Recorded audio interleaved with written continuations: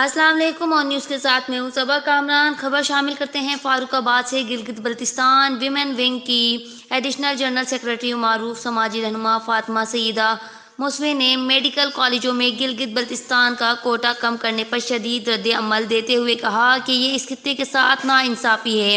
ہمارے بچے اب کدھر جائیں گے، جبکہ سب کو معلوم ہے کہ جی بی میں ایک بھی میڈیکل یا انجینئرنگ کالج نہیں ہے۔ پچھلی حکومتوں میں بھی کالج کے قیام کے لیے کوئی سنجیدہ عمل نظر نہیں آیا، اور اب ستم یہ کہ کوٹا ہی ختم کیا جا رہا ہے۔ وزیر اعظم اور وزیر اعلیٰ سے درخواست ہے کہ جلد اس پر نظر ثانی کی جائے۔ رپورٹ کر رہے ہیں رانا محمد ادریس، آن نیوز فاروق آباد۔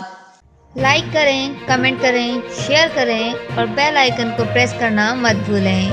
دیکھتے رہیے آن نیوز۔